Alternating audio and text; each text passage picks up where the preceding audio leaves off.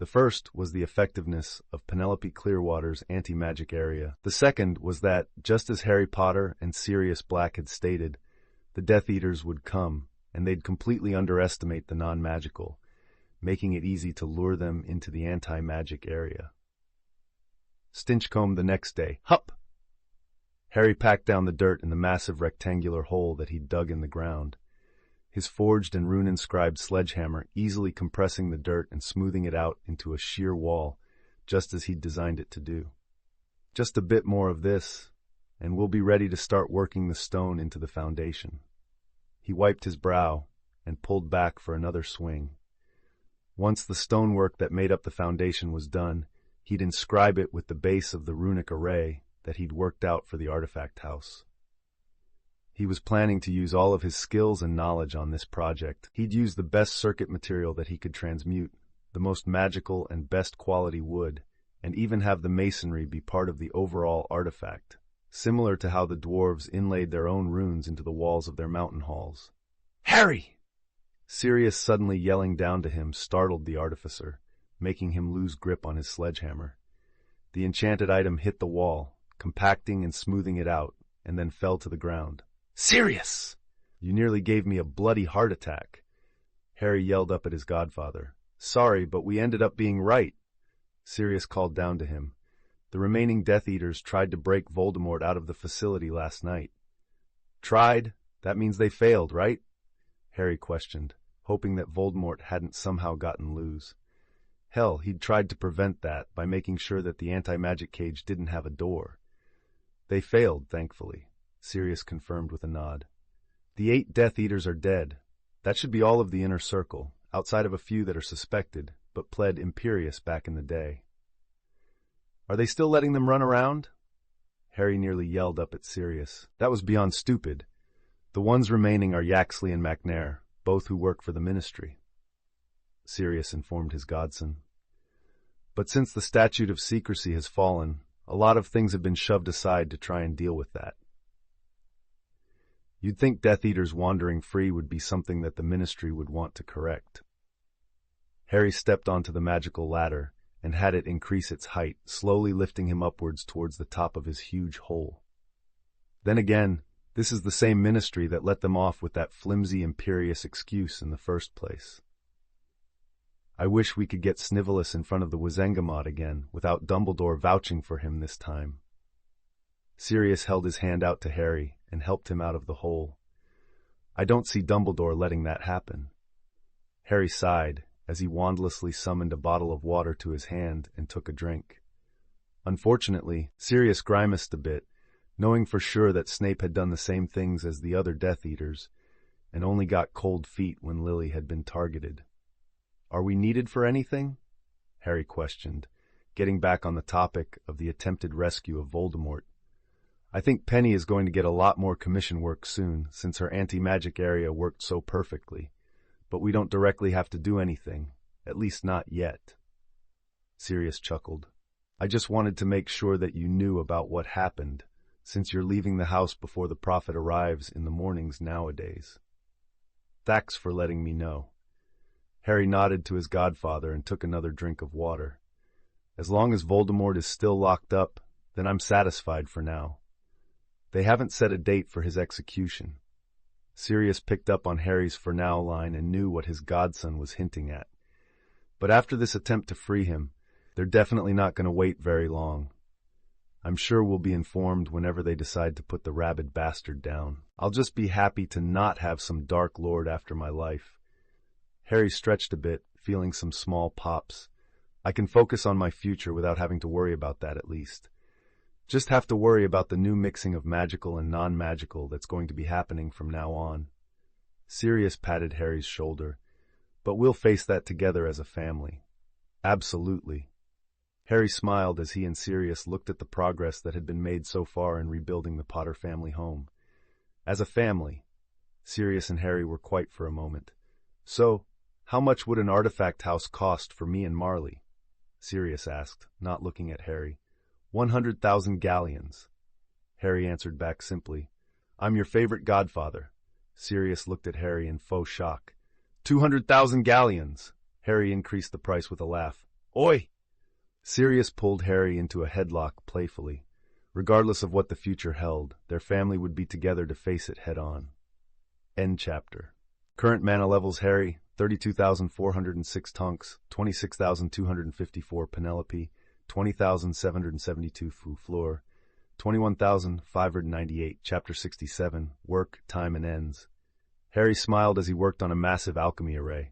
His progress on the artifact house couldn't continue until he succeeded in this particular transmutation. He could use a lesser material, something that he'd already proven successful at transmuting, but it wouldn't be nearly as good.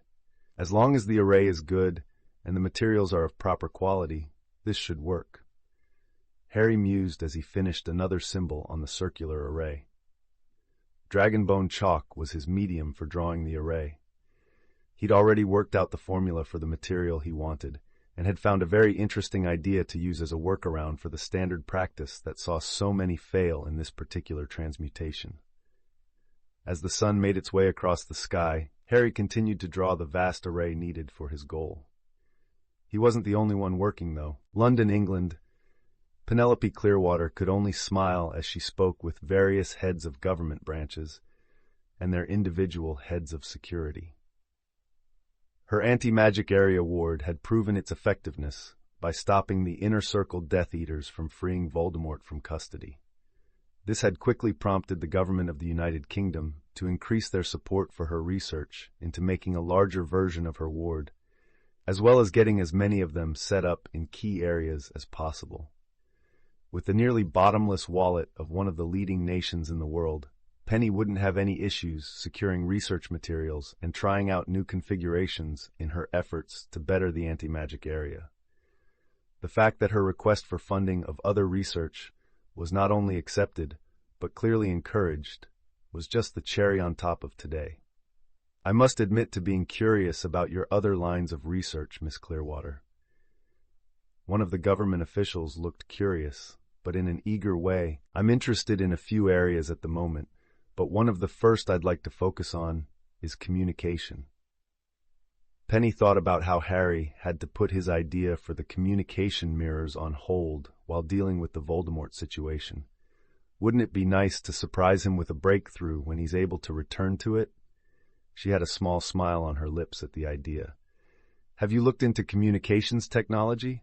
The man asked with a small chuckle. And I'm sure at least some of it could be the basis for an idea or two. I had considered it. Penny nodded to the man's suggestion. Having roots in both the magical and non-magical worlds, I'm familiar with things like the telephone and the internet is a fascinating concept. The idea of being able to compile the vast knowledge of the entire magical world from all branches of magical study made a scholar like Penny nearly giggle from giddiness. Across the channel, in France, Fleur was also having her own meeting, though it was more like an interview. France hadn't devolved straight into violence, and the French ministry wanted to keep it that way. So, in the spirit of sharing information and being open with their non-magical neighbors, a large group of witches and wizards that were experts in certain fields had been gathered for interviews with most of France's most widespread and popular news outlets. Fleur was just thankful that her interviewer was female. "Vila have an entire history all their own, Miss Delacour?" the woman asked, not having expected to meet a non-human today. "Indeed we do," Fleur replied amiably to the question. "It is filled with both good and bad, with high points for our people, as well as low points, just like any other race." "Forgive me, but you look human. Is that the same with other magical races?"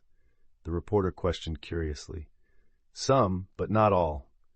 Fleur shook her head, her silvery blonde hair swaying from the motion. "Vila are entirely female, so we need to seek husbands from among the wizards of the world." Seeing the woman writing down her response even as the camera rolled to record the interview, Fleur let out a melodious laugh for a moment. "And yes, that slight attraction that you feel is normal around Vila." Both the woman interviewing Fleur and the cameraman behind the large camera started a little, the cameraman almost flinching back at Fleur's words.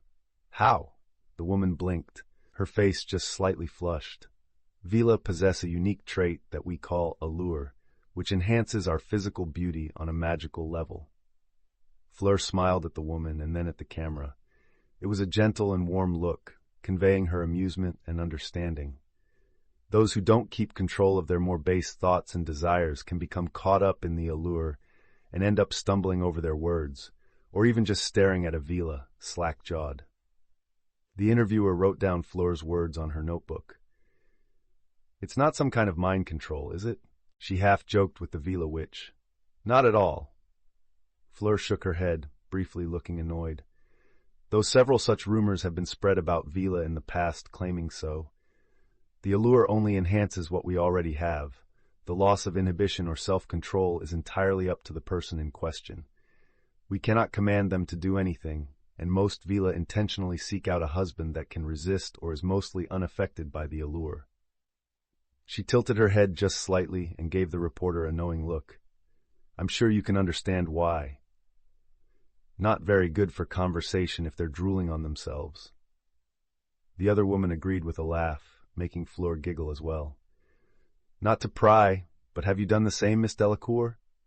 Fleur's smile became warm and loving, a beauty far beyond the physical revealed to the reporter and the cameraman as the Vila spoke. "Yes, my boyfriend is entirely immune to the allure. His wit and charm drew me to him years ago, and we've been incredibly happy together." The other woman smiled reflexively at Fleur's words and happy smile. "I don't suppose we could get a demonstration of Vila magic?" She moved the interview along, not wanting to make it about Fleur's love life. "I could be convinced." Fleur played along, letting her Vila fire snap to life in her upturned palm. Back in London, Tonks, along with a few other aurors, were going over the topic of spells with the Muggle law enforcement. Charms, hexes, jinxes, curses. One police officer listed off. The differences don't seem very clear to me.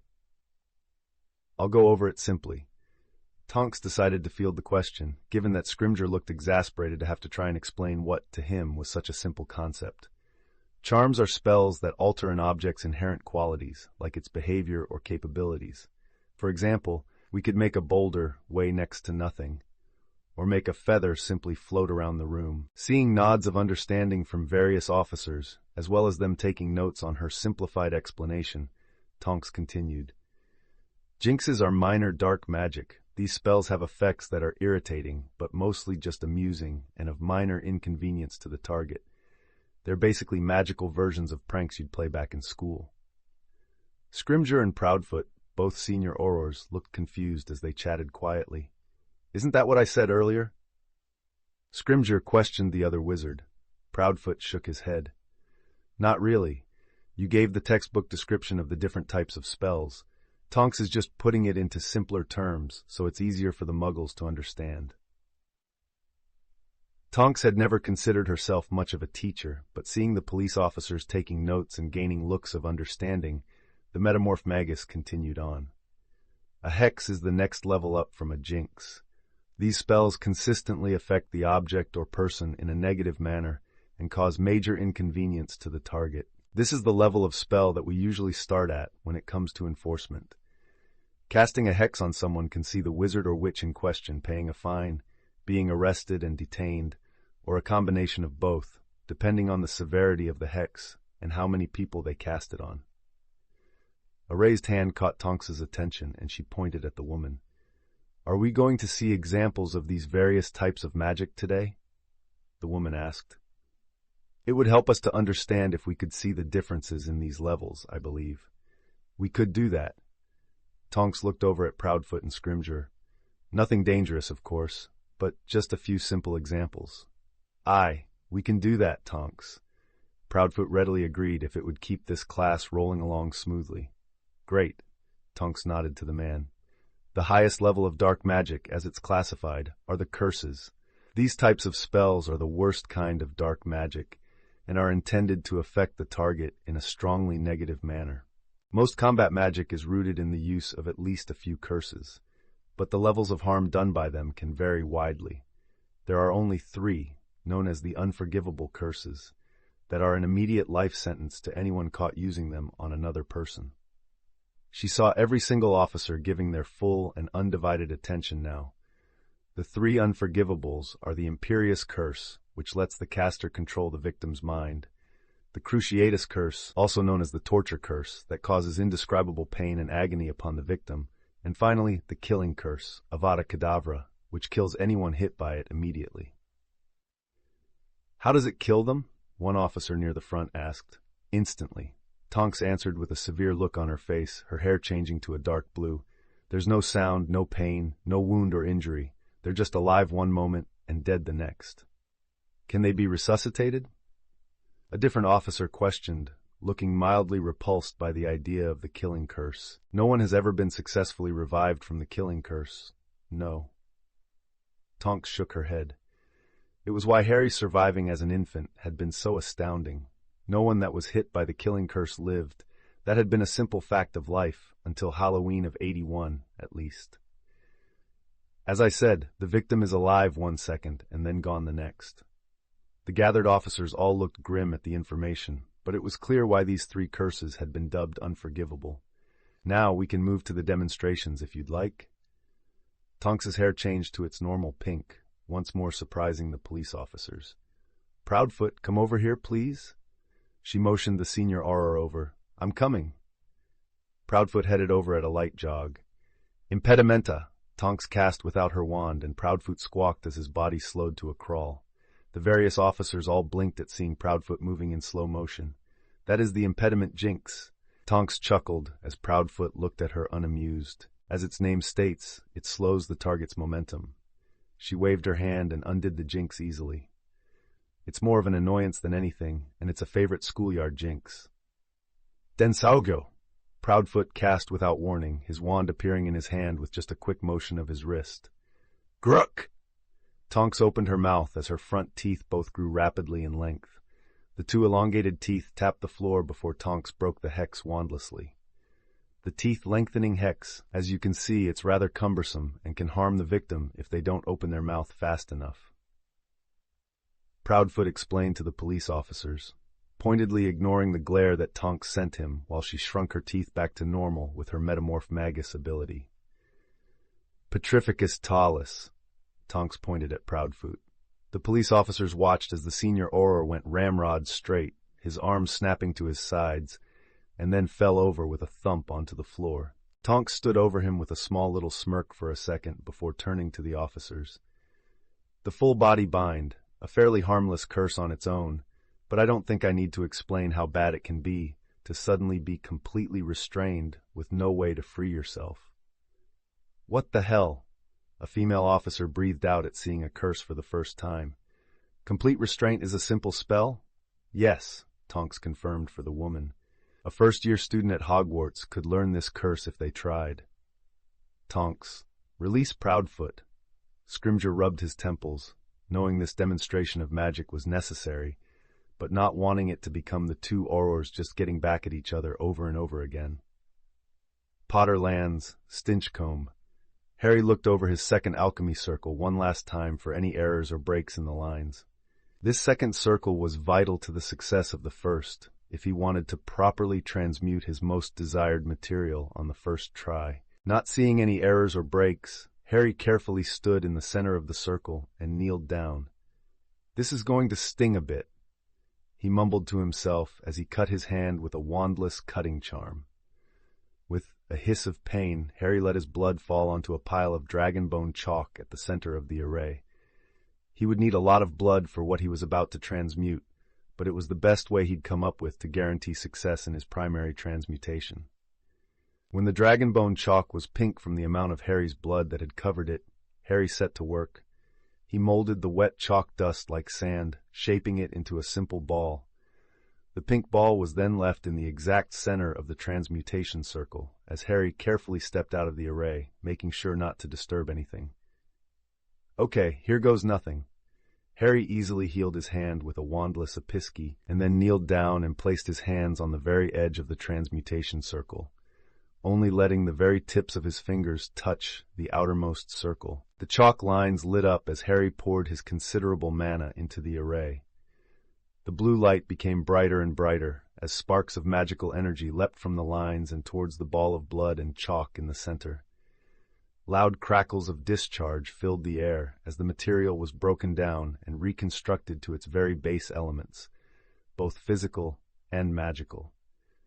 As the transmutation continued, the acrid smell of burning was in the air for a moment. After it vanished, the air was still as the magical discharge stopped and the light faded away from the transmutation circle.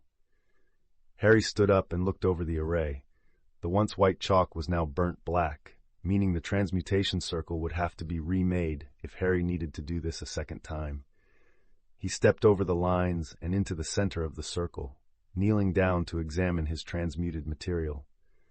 Well, it looks right at least.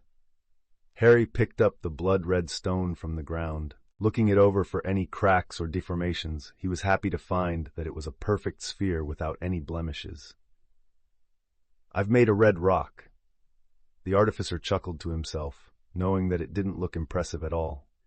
Harry poured some of his mana into the stone and watched it glow a brilliant crimson. The small amount of energy he'd put into it magnified a great deal, but only because it was his magic. This stone wouldn't react like this for anyone else. Hematite transmutation was successful. Harry cheered, raising the red rock into the air above his head. Hematite, or bloodstone as it was more calmly known, was an alchemical mineral created from the alchemist's own blood and magic. It was basically the closest thing to a magical battery that an alchemist could create. Within the seemingly innocuous red rock was a large amount of pure mana, the magic having been separated from the blood via the transmutation process. The rock itself was a mixture of blood and the dragonbone chalk, used as a vessel to store the pure mana. "Now, we just have to add you to the main circle." Harry smiled at the hematite, already heading over to the much larger transmutation circle, a safe distance away from the one that he'd just used. Harry was extra careful to make his way towards the center of the array. He'd already ensured that everything was perfect, 3 times, in fact. Now, he just needed to make sure all of the materials were ready. He placed the hematite on top of the large ingot of tungsten, making sure that it wouldn't roll off for any reason. He checked over the other 4 ingots, one of copper, one of gold, one of silver, and one of iron, all of them equally as large as the tungsten ingot. "It pays to have dwarven sworn brothers." Harry chuckled as he looked at the pure ingots. The metals were all as pure as they could be made via dwarven magic and technique. These quality ingots would serve as the base material for what Harry was going to transmute. Carefully making his way back out of the sprawling array, Harry did one last check over the entire transmutation circle to ensure that nothing had gone wrong. "All right," he took a calming breath. "Go." He placed his hands on the very edge of the transmutation circle and filled it with his mana. The lines lit up as his mana filled them. Small sparks of magical discharge appeared as the air within the circle swirled around and was then shunted out in a strong breeze.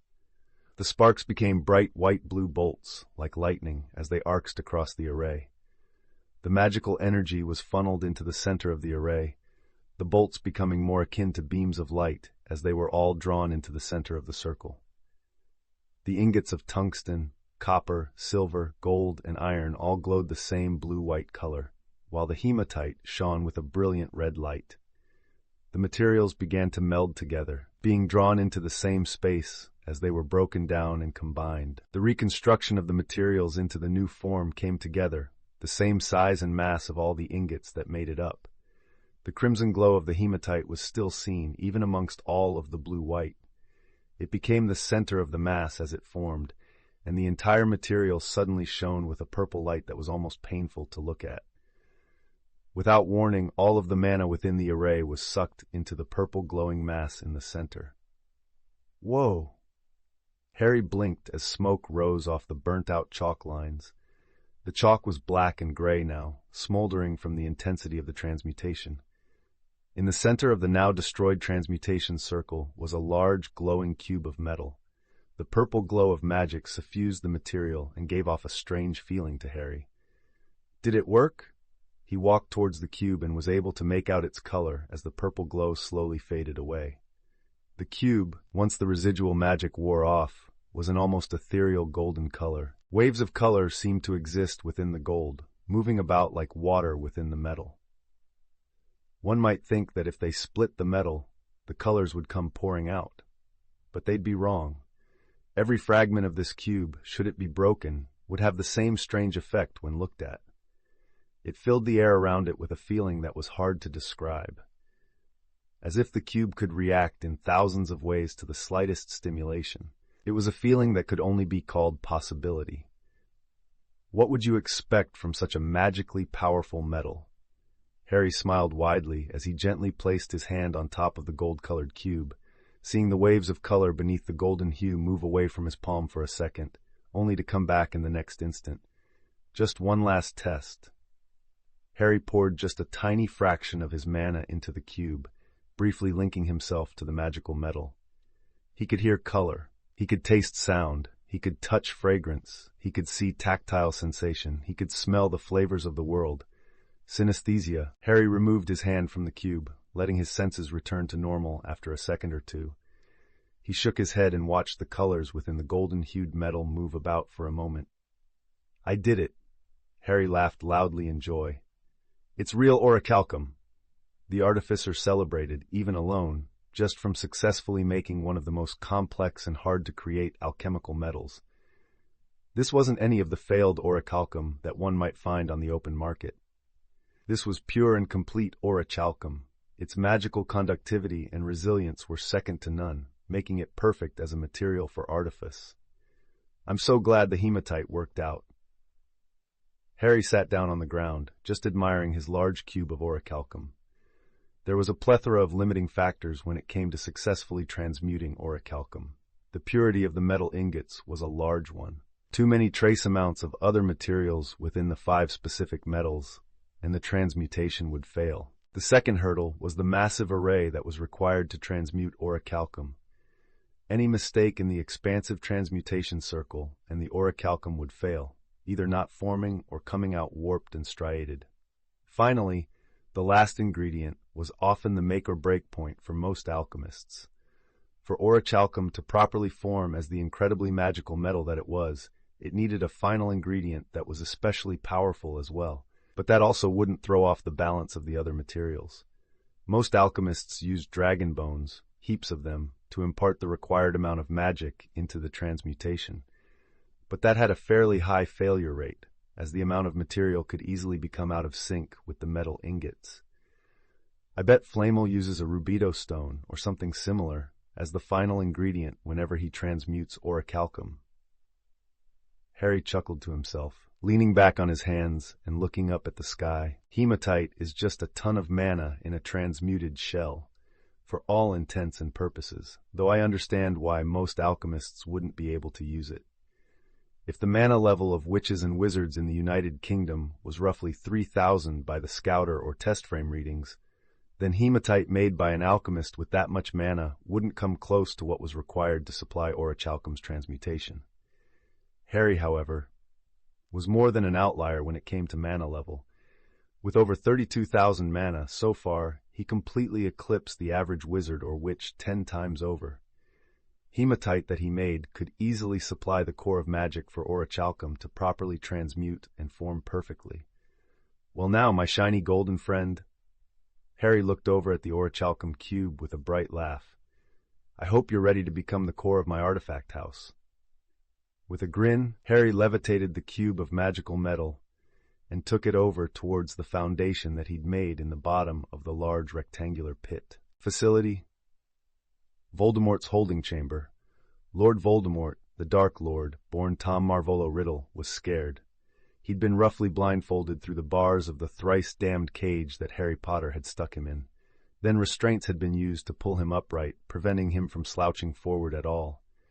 He'd then heard the boots of at least a dozen soldiers entering the room. He heard the sound of firearms being readied and knew what was about to happen. Aim. The flat voice came from off to the side of the large room. It was a voice filled with resolution to carry out an assigned task. There was no coldness nor anger in it at all. But that only terrified Voldemort all the more. Having been sentenced to death, the courts had debated on the method of execution for Voldemort. The anti-magic cage had no door, and there were concerns about letting the man out for something like hanging, lethal injection, beheading, or another form of execution. Eventually, what had been decided on was a form of military execution, the firing squad. "Do you have any last words?" The flat voice asked Voldemort. "Curse you, Harry Potter." Voldemort bit out as harshly as he could through his fear. "Fire." The voice was quickly drowned out by the shots fired from the soldiers simultaneously.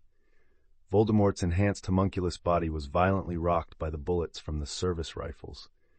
9 rounds had pierced his torso, 1 had passed through his neck, and the final 2 had gone through his head. The corpse slumped over a bit in its restraints that kept Voldemort upright. "Checking vitals," the commanding officer announced as he moved forward and checked Voldemort's pulse. It was kind of redundant, given that 2 rounds had gone through the dead wizard's head, but it was supposed to be done and the commanding officer would follow procedure. No pulse detected. With Voldemort's execution carried out, the body would be burned to ashes, just to be safe. The soldiers and everyone else involved in this process had been reminded, time and time again, not to take any chances with this wizard in particular. The headline on newspapers across the United Kingdom tomorrow would be about Voldemort's execution for his attack on the country. This would bring great relief to many, closure to those that had lost friends and family to the madman, and would help ease tensions between the magical and non-magical, as a criminal wizard was held to the same laws and punishments as the common man. His passing would be celebrated by many, both Muggle and magical alike. Harry Potter's reaction would be sought by the Daily Prophet, but with Sirius stonewalling them and Harry nowhere to be found, it would be a news story that no one would get. And just like that, another page turned in the book of history, leaving the Dark Lord Voldemort firmly in the past. End chapter. Current mana levels: Harry, 33,138 Tonks, 26,312 Penelope, 20,824 Fleur, 21,646. Chapter 68, Core, Friends, and Stirrings. The rhythmic sound of metal tapping on stone filled the air within the large hole that Harry Potter had dug on his family's ancestral lands. The Artificer was working to create a stable base around his cube of orichalcum, from which the powerful material would connect to every other part of the house through the foundation that he'd made. Just a bit more. Harry lightly tapped on the small square stone that was pressed against the bottom of the orichalcum with his smallest hammer. The magic of his tool would fuse the stone to the foundation once he had it aligned exactly as he wanted it. There we are. Harry smiled as he activated the small hammer's effect on the final hit, and the square stone fused together with the foundation, as well as the identical square stone beside it. "Good morning, Sirius," he called out, looking upwards towards the top of the hole. "Morning, Harry." Sirius chuckled at his godson, stepping onto the magical ladder and letting it shorten its length to take him to the bottom of the hole. "Still hard at work, as always," he ribbed Harry playfully. Harry rolled his eyes good-naturedly at his godfather. "Don't you and Marley have a wedding to plan?" He shot back with a grin. "We're making progress." Sirius beamed happily, making Harry happy as well. "You seem to be making quite a bit of progress as well." He eyed the cube of orichalcum pointedly. Took a good while to get the transmutation circle right, but the dwarves provided the pure base metal ingots, so it worked on the first try, thankfully. Harry patted the cube fondly, making sure not pour any of his mana into it lest he link with the magical metal and experience the powerful synesthesia again. Now it's going to become the core of my artifact house. I see. Sirius understood the significance of using pure orichalcum for artifice, at the very least. It was one of the most complex, powerful, and rare alchemical metals in the world. Making it was ridiculously difficult to begin with, and actually using it as material would surely lead to a powerful completed item. "Just aiming to leave the other artificers slack-jawed, eh?" He chuckled, and Harry joined him with a smile. Harry calmed his chuckles and tapped his foot on the stone foundation to draw Sirius's attention to the base that he was constructing. "Once the stonework is done on this base, I'll have to carve the proper runes into each block and then connect them through the foundation into the rest of the house. Thankfully, since it'll all be one large singular item, I shouldn't need to use circuit lines for it." "You won't?" Sirius had picked up a little bit of artifice knowledge over the years he'd been taking care of Harry. "That sounds like you've just gotten a lot better at making artifacts." "Maybe a little." Harry shrugged as he thought about it. His rune safe had required circuit lines, even though it was so small, but it hadn't been his intention to even make an artifact back then. He'd quite literally done it by accident. I guess I have improved over the years. Harry mused to himself for a moment. He wouldn't let his progress go to his head, though. He could always improve and try to understand more, grow his base of knowledge, and refine his techniques. Sirius shook his head at his prodigious godson. Always keeping himself humble, James, Lily, you'd both be so proud of your son. He briefly reminisced of the old days before returning to the present. I wanted to see how things were going on the building, and... Harry eyed his godfather knowingly. He'd gotten fairly good at reading Sirius's expressions over time. I don't know if anything will come of it. Sirius reached into his own storage cloak and pulled out the morning copy of the Daily Prophet. Page 3. He handed the newspaper to Harry. Harry took the paper and opened it. His green eyes quickly found the article that Sirius wanted him to look at. Ragnarok preparing Gringotts for rebellion? Amid a notable change to the operations and services provided by Gringotts Wizarding Bank, including some significant increases in certain fees, many witches and wizards are feeling as if their banking has become far more onerous than it has been in previous years. Historically, whenever activity at Gringotts becomes tense or difficult, it has often been a sign of impending hardship with the Goblin Nation, such as the rebellion of 1752, wherein over 600 wizards and witches perished when attempts at peaceful resolution failed. Well, that's just great. Harry let out a long sigh, not even bothering to read the rest of the article. Voldemort is finally gone, but the mess with the Statute of Secrecy falling is still ongoing, and now the goblins might be about to start another rebellion. He had really hoped that after Voldemort, he and his family would be able to live peacefully. Saskatchewan. Hidden location. Hidden among the various lakes and rivers of the central Canadian province was a magical location that had been protected by the native tribes since long before the first European visited the location in the late 1600s. To many, magical or non-magical, that may have stumbled upon the area had it not been protected, it would look like much of the natural landscape around it, with only a few signs giving away that several man-made things had been added to the location. Totems stood out the most, but other things like stones, both large and small, had also been placed in specific areas. A woman and a man looked over the area with approval, seeing that it was now complete. You incorporate the forest into your magic. I find that very interesting. The woman commented to the man. She had semi-long brunette hair and a healthy complexion. Her green eyes were sharp as she looked over each part of the area again. Not just the forest, but the rivers, the lakes, the sky, and the earth. The man replied with a small smile. He was from a long line of tribal peoples that had called this land home for centuries beyond any European knowing about the continent. His dark eyes held both wisdom and pride in his aged face, wrinkles on his skin showing his advanced age, even by magical standards.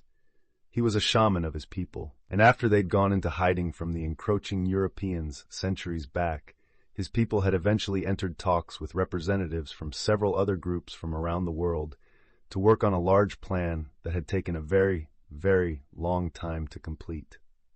Astounding. The witch praised the tribal magic before her eyes and was slightly disappointed that she'd not get to see it in action when the time came. Unfortunately, she had her own place to be and her own site to enact powerful magic upon when the specified day dawned. I'll be happy to let the others know that your land is ready and your preparations have been completed. Thank you. The old shaman nodded to the younger woman. Until the day comes, our people must maintain the totems and the lines so that nothing goes wrong. Everything needed to stay as it was for now. October, Hogsmeade Village. Hello all. Harry grinned as he stood at the entrance of Hogsmeade, where the carriages dropped the students off during the weekend visits to the village. Harry! Luna beamed as she bounded out of the carriage and gave him a hug. Harry returned the hug with a laugh, squeezing Luna tightly for a moment. How've you been, Luna? He asked the slightly younger girl as they separated. Good enough, Luna chirped happily. I'm glad. Harry grinned. Not much tended to bother Luna at all. Harry? Hermione squeezed him in a tight hug, which Harry returned before stepping back. Aside from the statute of secrecy falling, I'm glad that the other long-term problem is finally gone. She didn't want to say Voldemort, knowing that several people were still terrified of the late Dark Lord. He'd clawed his way back to life once, by most witches' and wizards' reckoning, and many were fearful that he'd do it again after having been put to death. Yeah, I'm grateful for that. Harry gave her a lopsided smile. He also hoped that the bastard was well and truly gone this time. Hi, Harry. Padma and Mandy both greeted him with smiles and laughter, wrapping him up in a double hug, one of them on each of his sides. Hello, Mandy. Hello, Padma. Harry chuckled, unable to return their hugs since his arms were pinned to his sides. What should we do first? Luna asked, bouncing in place a bit from her excitement. How about a quick stroll through the shops? Harry offered, happily taking Luna's hand as the group headed down the main street of the only all-wizard village in Britain. I do need to pick up a new cauldron from Ceridwen's Cauldrons, Padma mentioned with a sheepish smile. Harry cocked an eyebrow at the Indian witch. Oh, what's this? Padma messed up a potion that badly? He teased his friend jokingly. I was trying something new. You prat. Padma lightly swatted his shoulder with a roll of her eyes. I was fairly certain that I had my measurements for all the ingredients correct, but something went wrong and the side of my cauldron practically dissolved. That made such a mess. She sighed, remembering having to clean her failed potion up from the table and floor. McGonagall was going spare, trying to keep the castle in order, when the statute of secrecy fell. Mandy spoke up next, wanting to let Harry know what had been going on around Hogwarts since he'd graduated early. To be fair, we were all confused and maybe a little scared about that. That's understandable. Harry nodded in agreement with her. The statute was in place since the late 1600s.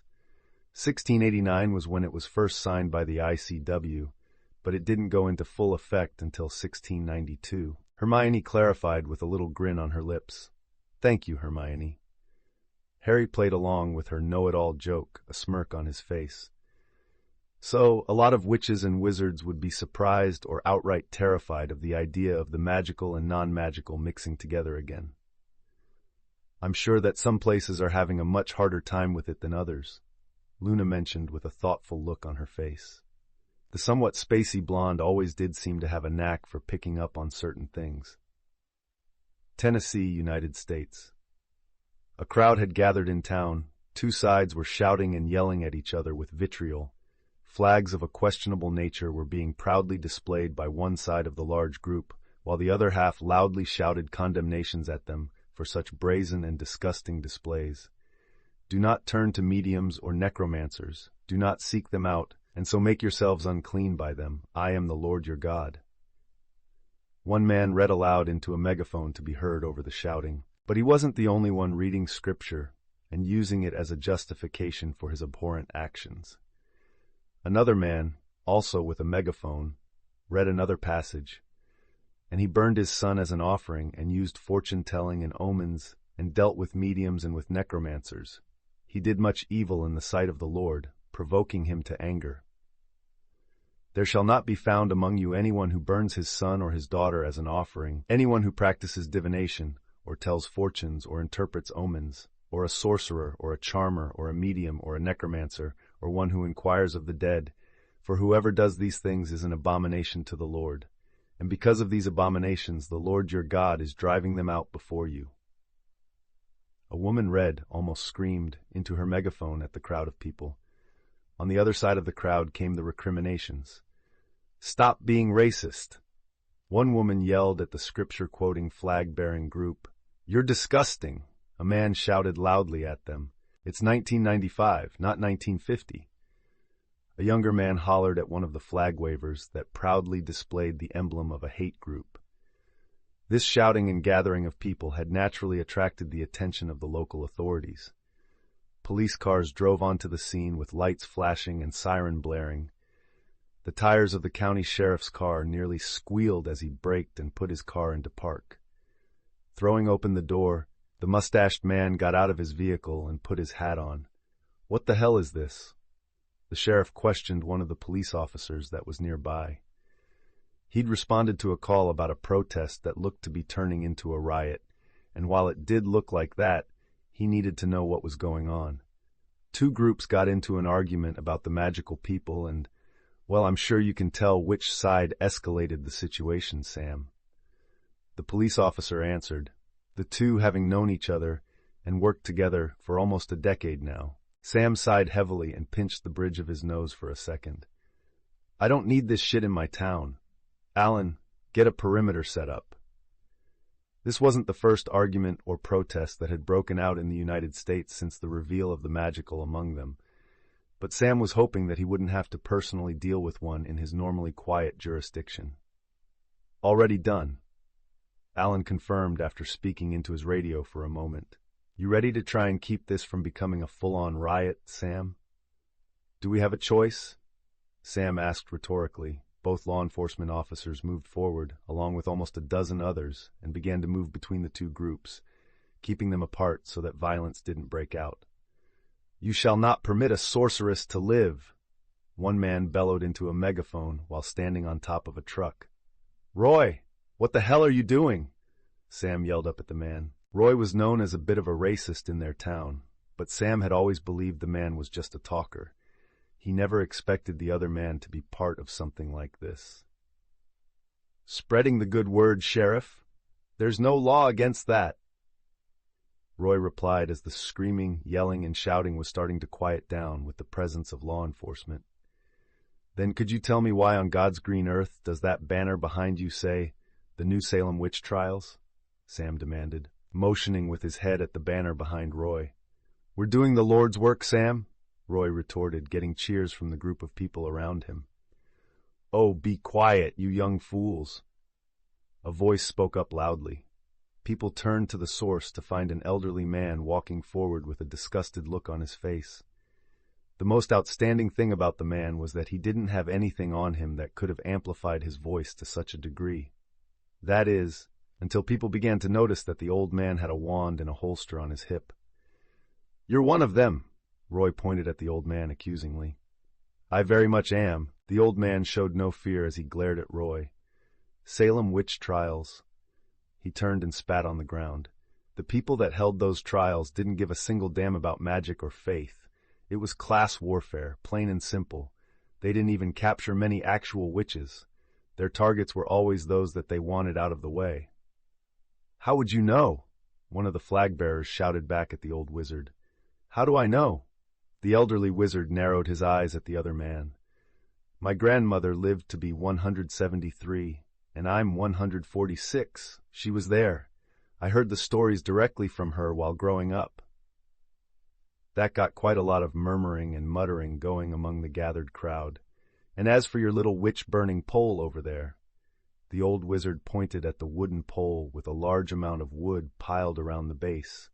The so-called witches in Salem were hanged, not burned, you nitwits. Fuck you, you freak! One of the men standing near Roy pulled out a pistol from the holster on his hip. Drop the weapon! Sam and Alan both had their pistols drawn in a second, aiming at the armed man. The rest of the police officers quickly started ushering people away as the situation got dangerous.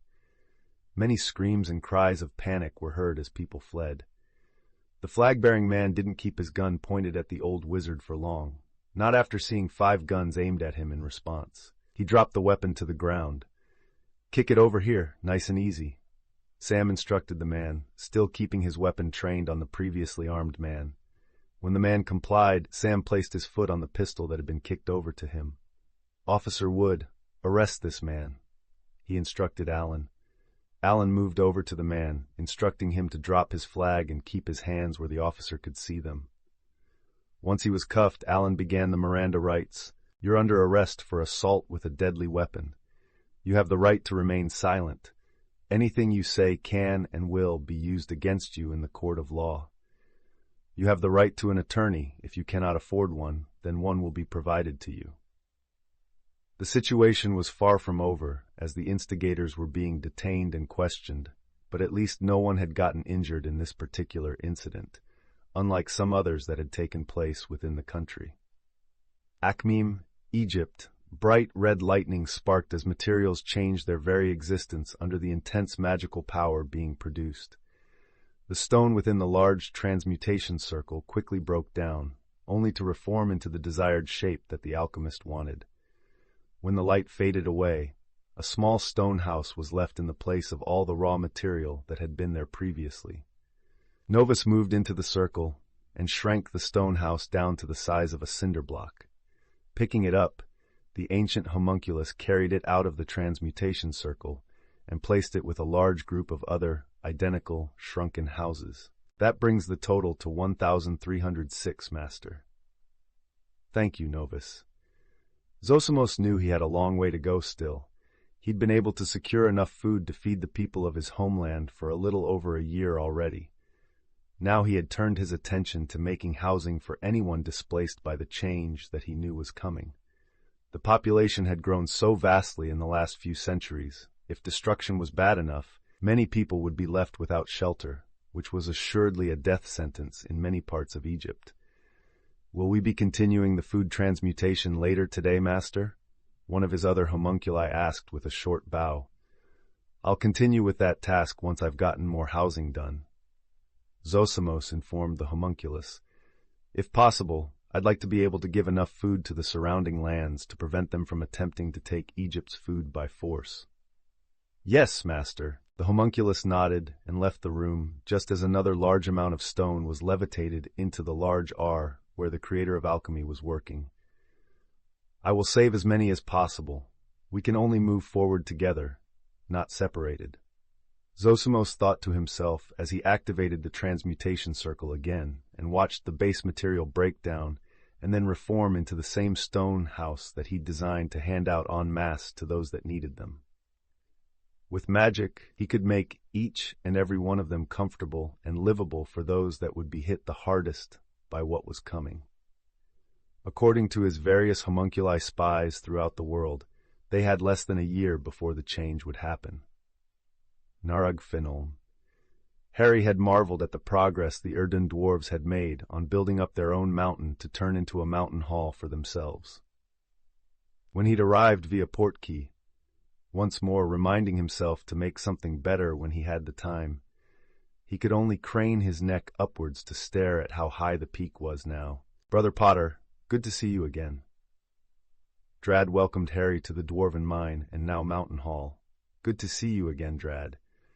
Harry returned the greeting as the two clasped each other's wrist and shook.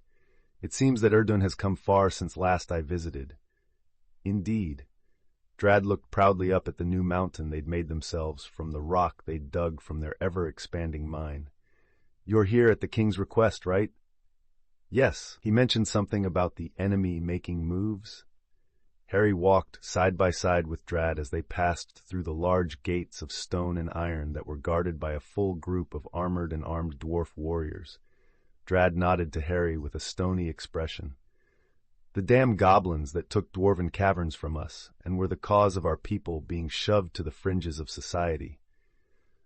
I did see an article speculating that the goblins may be plotting rebellion. Harry spoke up with a grimace. I'd hoped it wouldn't be true, though. Goblins would never miss an opportunity like the one presented by the chaos of the Statute of Secrecy falling. Drad snorted as they walked through stone halls depicting ancient dwarven battles on the walls. With their own mountain hall, the Erdun dwarves could finally lay their history into stone once more, instead of keeping it on paper and in tomes, or passing it down orally through the generations. The two of them reached a set of doors made of a metal that Harry couldn't quite identify, though it shone with a luster unmatched by any mundane metal. The guards opened the doors for them as if the metal weighed far less than it should. Drad entered, and Harry followed a step behind, as was proper for a sworn brother when meeting the king for any official reason. Had this been a personal call, then Harry and Drad would have met Drassard in an informal area like a smithy or an office. They could have walked in as if they were entering their own home and offered a friendly greeting to the king. But as it was, some traditions had to be observed. The room they entered had a high ceiling that was held up by large columns of stone. The guards posted at specific places along the walls would defend their king to their last breaths and assured that any sign of hostility would be met with appropriate force. All of the stone in the room was inlaid with dwarven-made metals, that Harry would have loved to learn how to make if possible. But as he was not an Erdun dwarf, the secrets would remain secret. The intricate designs on the floor and walls caught the eye, and Harry would have enjoyed trying to figure out what dwarven runes had been hidden within them by the craftsmen that had constructed this room. It was the throne that Drossard sat upon that was easily the most impressive thing in the large room, though. Made of stone, and at least 2 metals that Harry still couldn't identify, it was also decorated with gemstones in intricate patterns that quite obviously held a deep meaning to the dwarves. Harry had the knowledge to know that the decoration wasn't there just because, as dwarves had no care for such displays. No, each and every one of those gemstones held mana that existed for a purpose, most likely to protect the one that sat upon it and make it easier for the king to preside over his mountain hall. "My king, I've guided Brother Potter to meet with you as ordered." Drad bowed to his father. "Thank you, Prince Drad." Drossard nodded to his son, his long and thick beard swaying slightly from the motion. "Brother Potter," the king greeted Harry. "Sworn brother of the Erdun dwarves, Harry Potter greets King Drossard." Harry bowed his head to the dwarven king. "Raise your head, Brother Potter. You are among friends and allies here." Drossard spoke, and Harry straightened up. "I am glad to see you again, Harry." He spoke less formally, now that tradition had been satisfied. "You as well, Drossard." Harry smiled back at the dwarf. "You mentioned that the enemy is moving. Drad tells me that means the goblins." "Yes, the greedy bastards that laid claim to dwarven caverns with the help of the wizards and witches of the day." Drossard rumbled out, clearly recalling the time so long ago. "Their actions are to be expected now. However," he paused for a moment, and Harry could tell this was unusual just from the worried look on Drossard's face. "Now that the statute has fallen, I don't believe this next rebellion will be limited to just the witches and wizards of Britain." Harry took a second to think about Drossard's words before his eyes widened. "You think they'll attack the non-magical too?" He barely kept his voice from rising too high. The guards within the throne room didn't need much reason to act in defense of their king.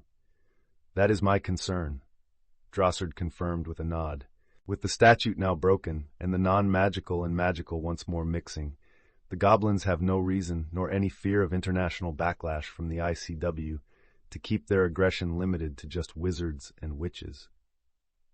"Damn it." Harry ran his hand through his hair. "The oars are already stretched then as it is." He knew that very well, thanks to Tonks. Harry enjoyed letting her vent while rubbing her shoulders or giving her a foot rub after her shifts, and she always had something to tell him about the shortage of staff ever since the statute had fallen. "We have been preparing, Harry," Drossard informed Harry with a strong voice. "Armor, shield, weapons, and warriors.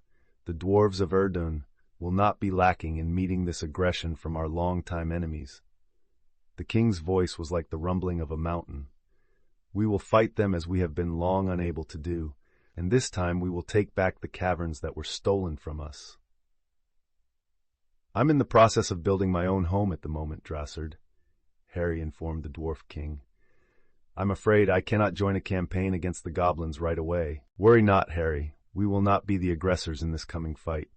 They will strike first, as they always do, and we will be ready to respond in kind," Drossard assured the Artificer.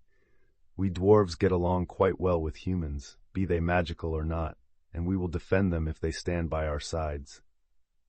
"That is reassuring, Drossard." Harry smiled at the king. "I'll pass on your warning to the Aurors through my Nym. She's earned a good deal of respect and credibility after helping defeat Voldemort's demon. Her words won't fall on deaf ears." "Excellent." Drossard seemed slightly relieved. "It will be good to fight side by side with our ancient allies once more. We will not be overrun by the goblins ever again," he declared strongly, his sheer presence seeming to swell within the throne room. "As a sworn brother of Erdun, you can count on my help when the day comes, King Drossard." Harry promised the dwarf king. He knew that the goblins didn't treat anyone but their own kind well, and even that was based solely on their clan affiliation and the hierarchy they had within said clan. The lowest level members were treated better than non-goblins, but that was about it, at least according to what Harry had read about goblins and their culture at any rate. Books could be misleading, though, so Harry took the information with a grain of salt. "We'll be glad to have you by our sides in the coming times, Brother Potter." Drossard nodded his thanks to Harry.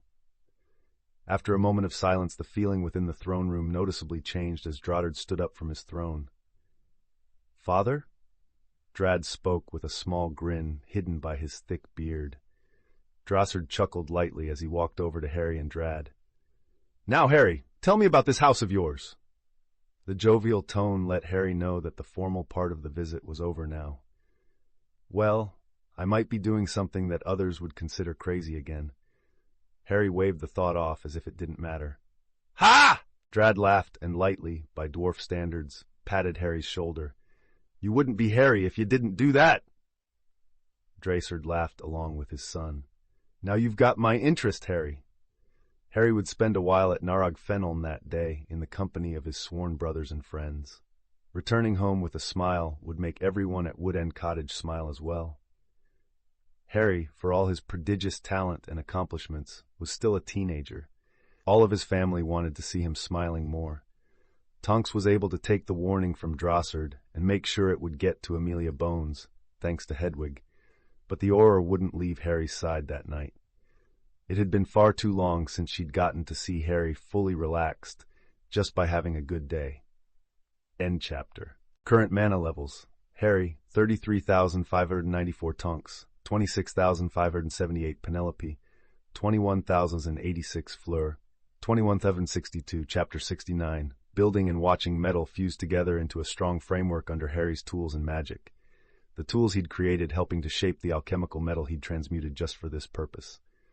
When the framework was done, stone was transfigured to have a liquid consistency and then was poured in and around the framework of magical metal. The Artificer continued to work, making arches to buttress and support the ground floor, while leaving the basement area as the core of the house.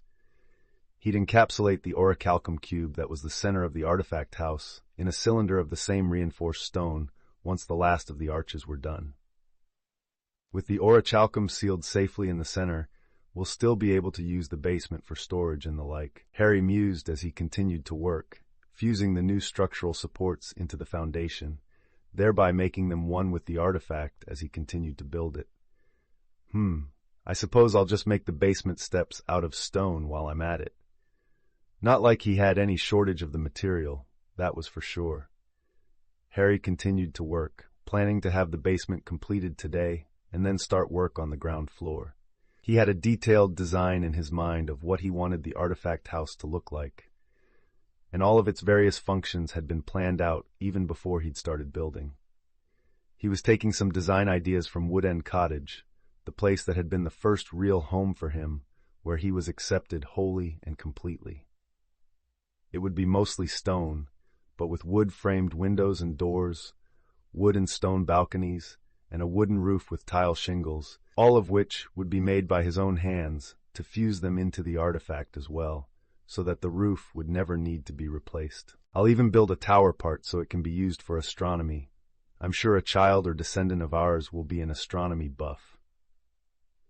Harry chuckled to himself as he thought about the home that he was building not just for his future with Nim, Penny, and Fleur, but for all future Potters born and raised here. Penny was smiling as she looked over the prototype communication hub that she'd worked out after delving into communications technology research for a good while. The quartz crystal she was using as the center focal point of the design was resonating with all of the mirrors that she'd used Harry's original communication mirror array on, even though the mirrors themselves weren't originally part of the same sheet of glass. It was a step in the right direction, allowing any mirror that had the proper array and charm work done to it to connect to each other. But the quartz crystal had a limit to how many mirrors it could link. Right now, she could only make 6 connections. But it's proof of concept. Penny grinned at her first success. Using quartz, one of the base materials of both granite and silica sand, which made glass, allowed a connection to be formed through magic. Figuring out the runic array was the first hurdle. Now, if I can just figure out how to circumvent the limitation on number of mirrors, then we'll have an actual workable hub. She couldn't wait to show Harry her progress, He'd be over the moon, and Penny knew it, which made her giggle at the thought of seeing her love so happy. "Fleur! Gabby, slow down." Fleur laughed as she watched Gabby run to the window of one of the shops that she wanted to see. The younger girl was ecstatic to be spending the day with her big sister. Fleur was just happy to have the weekend off from her research group. Today was about spending time with Gabrielle, while tomorrow would be spending time with Harry. "Fleur! Fleur! Look!" Gabby pointed into the shop, where a group of witches and wizards were clearly showing some items to a group of non-magicals, non-magiques as the French magicals called them, that were all wearing modern clothing. Yes, I see them integrating, Gabby." Fleur smiled that Paris hadn't devolved into outright violence after the statute of secrecy had fallen. There had been protests and some small outbreaks of violent behavior, but nothing that couldn't be handled by law enforcement. Many non-magical people that unknowingly had magical relatives were now able to be brought into the know without fear of repercussions from the magical government. "It's good to see such understanding." Gabrielle beamed up at Fleur and took her hand. "Can we go to Café du Sucre?" Fleur playfully rolled her eyes at her little sister's sweet tooth. "I suppose we could." "Yay!" Gabby started bouncing on her heels before eagerly pulling Fleur toward the shop in the distance. Throughout Place Cachet, one could see both wizards and witches as normal, but also non-magical peoples being shown around, and even doing some shopping too. The French ministry had been doing everything it could to make the reintegration as smooth as possible. So far, they'd been successful, aside from a few small incidents that the Bureau des Aurores had to deal with. A new feature in the magical district had been the patrols to make sure that order was maintained. Hopefully one day soon, that won't be needed anymore. Fleur hoped for such a future with all her heart. "Fleur, may I get the millefeuille?" Gabrielle asked with a bright smile. Fleur sighed, overdramatically to let her little sister know that she wasn't serious, and then leaned down to kiss the top of Gabby's head. "Yes, you may. Thank you." Gabby's smile could have lit up the alley as they drew closer to the café. Tonks. The Aurore offices were still being stretched thin as the statute of secrecy falling had left many witches and wizards unsure of what to do. The Aurores were doing their best to work with the non-magical police departments and train them as best as they could to handle any law-breaking witches and wizards they might apprehend. There were orders for spell-resistant clothing or body armor for as many law enforcement officers as possible, too. But what was putting even more strain on the ministry as a whole right now was the vote of no confidence that Cornelius Fudge had just gone through. The man had been ousted as minister, and the Wizengamot was still arguing about who the interim minister should be until they could hold a proper election. As if we have time for an entire election campaign right now. Tonks sighed heavily at the idiots that still ran the Ministry of Magic. In the running for interim minister were multiple people. Rufus Scrimger, much to the senior Aurore's surprise, had been suggested. Edward Crickerly, Lillian Tuft, Corbin Yaxley had nominated himself, but there was still much suspicion hanging over him, so he'd withdrawn his self-nomination. The list was fairly long, made up of many ministry employees and even a few people that were held in high regard from the Wizengamot itself. That only led to further arguments and the process dragging on even more. "Ah, Tonks, I was hoping you might be able to help me out." Arthur Weasley stopped by Tonks's cubicle with a smile, though the father of 7 looked a bit tired, much like the majority of the Department of Magical Law Enforcement did nowadays. "Watch her, Arthur." Tonks gave the man a small smile. "What did you need?" Arthur sighed, running a hand through his red hair. "I need an Aurore escort for a seizure of several dozen Muggle items that were cursed and made their way into the hands of people around London." Tonks wanted to drop her head straight on her desk. "Again?" "Afraid so." Arthur nodded, also tired of having to do this. It was the 6th time in the last 8 days. These idiots aren't helping our case of trying to keep the peace. Tonks grumbled as she stood up and summoned her Aurore robe to her hand wandlessly. "Do we know what kinds of curses were on the items?" she asked Arthur while slipping on the red robe. Arthur nodded as the two of them walked side by side towards the nearest flow. "Yes, thankfully nothing more than some minor curses. biting keys, sticking pens, weight-changing shoes, and the like. Tonks was grateful that it wasn't something truly dangerous or worse. But what these troublemakers considered funny pranks to pull on muggles, the law saw as muggle baiting and the non-magical law saw as assault. Did we at least catch the perpetrators this time? Thankfully, yes. Arthur was very happy about that. Robards and Dawlish hauled in one Marcus Flint, one Leonard Burke, and one Olivia Selwyn. Aren't those three not too long out of Hogwarts? Tonks recalled vaguely Marcus Flint and Leonard Burke from her last couple of years at Hogwarts. Olivia Selwyn had graduated Hogwarts the year before Tonks, if the Auror recalled correctly. Indeed. Arthur knew that the families of the young adults would no doubt get involved because of this. One would hope they'd focus on starting their own careers, instead of muggle baiting and getting in trouble with the law. We can hope all we want, but I doubt we'll see some people ever change their attitudes or outlooks on things. Tonks took a pinch of flu powder for herself and mentally prepared to go over this new incident with the police officers in London. Diagon Alley. Anything? A wizard asked as he sat down at Florian Fortescue's ice cream parlor. Nothing suspicious that I saw. The witch he sat with shook her head. If they're preparing for rebellion, they're being very discreet about it this time around. The wizard rubbed his hand over his face, feeling a bit run ragged. Merlin's beard. I'd like to go one day without something happening. The witch agreed with a nod. As would I. But until the statute falling settles down, we're not going to get a break, it seems. All right, I'll take over the watch. You try and have a good night, Belinda. The out-of-uniform Auror spoke to his colleague. Thank you, Gerald. Belinda nodded as she stood up from her chair and headed out of the shop. Gerald looked out the window towards Gringotts, pulling out a monocle that was charmed to act like a telescope or binoculars. You already control the money. Isn't that enough, you greedy shites? He grumbled lowly under his breath as he watched Gringotts for any sign of hostile actions that would suggest the goblins were about to rebel openly. The tip that had come in said this rebellion was likely going to happen soon, and it would be as bad or worse than the one in 1752.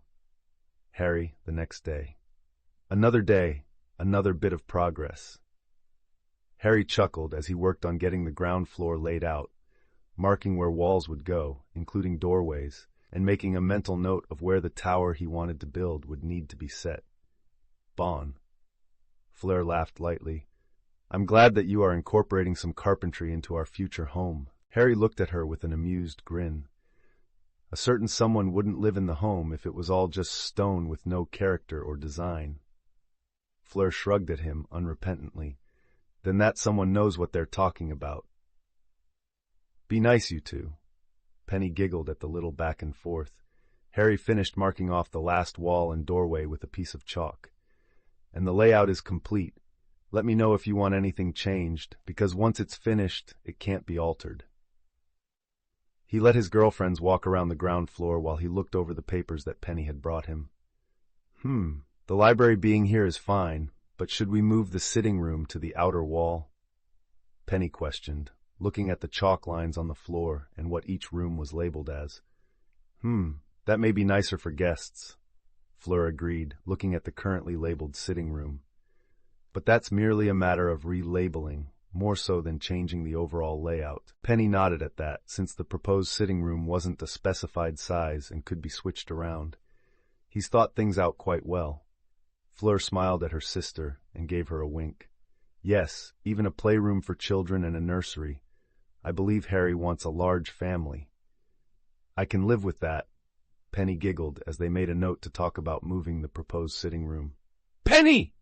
Harry came rushing over with a huge smile on his face. You figured out a communication hub? He picked her up by the waist and spun her around with a bright laugh. You're incredible. Harry? Penny laughed as she was set back on her feet. She readily accepted the kiss that Harry gave her, even deepening it and turning it into a French kiss. So I take it that you're happy about the progress? She smiled as they broke their lip lock. Maybe a little. Harry smirked at her and gently squeezed her waist. Using quartz crystal as the intermediary is brilliant. Penny beamed at Harry for the compliment. Thank you. Unfortunately, I've run up against a problem. I can only connect 6 mirrors through the prototype hub. That's probably a matter of the runic array. Fleur pressed herself into Harry's back, making sure her breasts were squashed against his strong back muscles. But we have 2 talented and beautiful magical scholars here, along with the youngest artificer in history. She lightly kissed Harry's ear. I'm sure we can figure it out together. I feel like you want to do something else, though. Harry had a wide grin on his face. True. Fleur grinned salaciously at Penny and Harry. Let's not discuss work on my day off. There are other things that we could do together, after all. I don't think it's proper to christen the house before it's even built, Fleur. Penny deadpanned at the villa. Harry snickered at the look on Penny's face. Perhaps. Fleur wasn't put out in the slightest.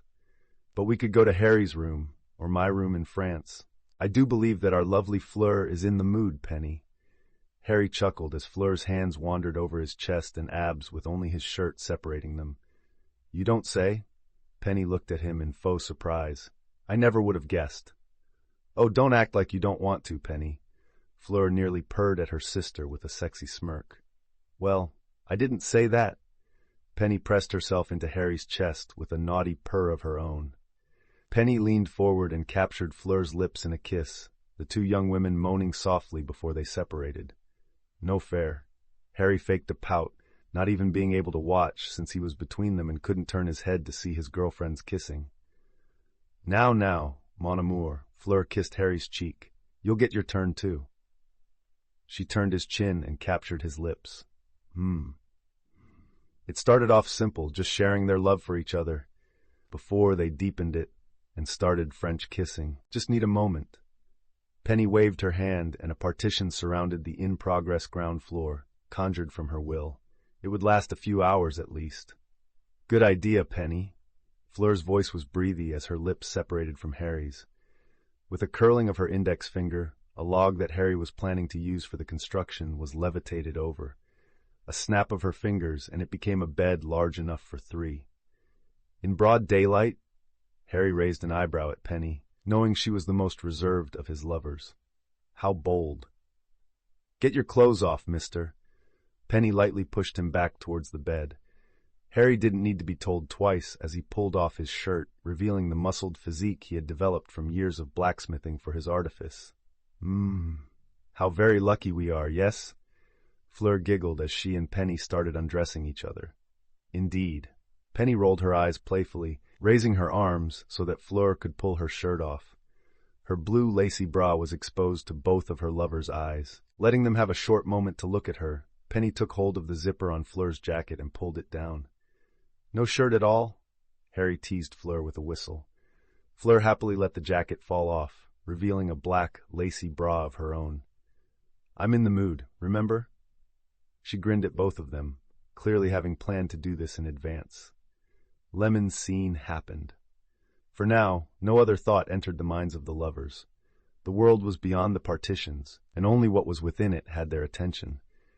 It would only be afterwards that Harry and Penny would realize that Fleur had gotten exactly what she wanted on her day off. No work. End chapter. Current mana levels Harry, 33,772 Tonks, 26,724 Penelope, 21,210 Fleur, 21,166 Chapter 70. Planning for the future.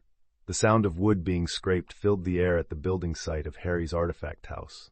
The artificer was currently planning a cut of timber that he'd collected from the small forest that grew on the edge of the Potter lands in Stinchcombe. The myriad of trees varied in age, but some of the oldest ones were easily a few centuries old, and over the course of their lives they'd taken in quite a bit of magic. That made their wood very strong, but also readily malleable to Harry's magic and his magical tools. Harry ran his fingers over the wood, smiling when he found it smooth to the touch. Just like I wanted. He smiled at his planer. The tool had been forged and inscribed with runes to make it ridiculously good at its intended task, while also reducing the strength that Harry needed to exert to use it. We'll use this wood for the front and back doors, the stairs and banisters, and the flooring in several of the rooms. I can even use wood to vault and support the ceilings and the roof. The idea of framing the windows with the wood and making balconies and railings on the outside of the house was in the plans too. He'd already shaped tons and tons of stone for the walls, leaving the rock ready to be built with, but also with a semi-natural look as well, since Fleur, Tonks, and Penny had all expressed their desire for a home that wasn't just a rigid stone box. Harry wasn't so practicality-focused that he'd build their home from regular brick and blocks. No, the Artificer was more than happy to make a beautiful home with many materials and give it shape and contours beyond just flat walls and a 45-degree angle on each side of the roof. Looks like everything is coming along well, Harry. Sirius chuckled as he walked over to the build site. He was dressed in a casual set of clothes with a traveling cloak over his shoulders. Autumn had set in now, and the air was starting to get a bit chilly. "So far, so good," Harry said, giving his godfather a nod in greeting. "Once I finish up with this carpentry, then I'll be ready to start building up the ground floor. You said that you're going for a 2-story building, if I recall correctly." Sirius looked over the gathered and prepared materials that Harry had built up already. "Yeah, but the house will have a few magical tricks and features all its own."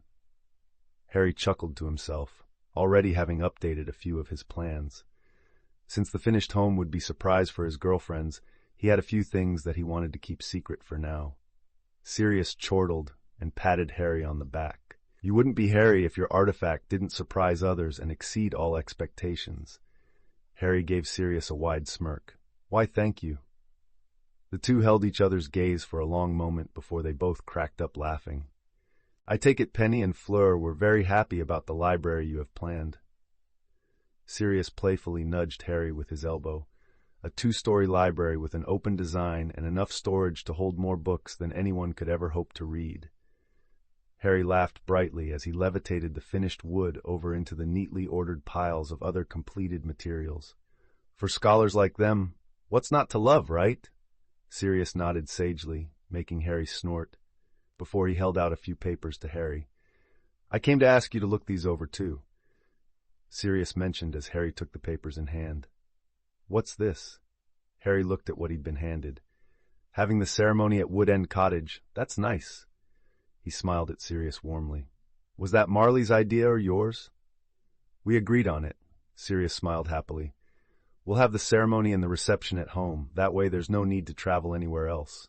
We're still deciding on the colors of the decorations and such. Marley wants all sorts of blooming flowers since we're having a spring wedding.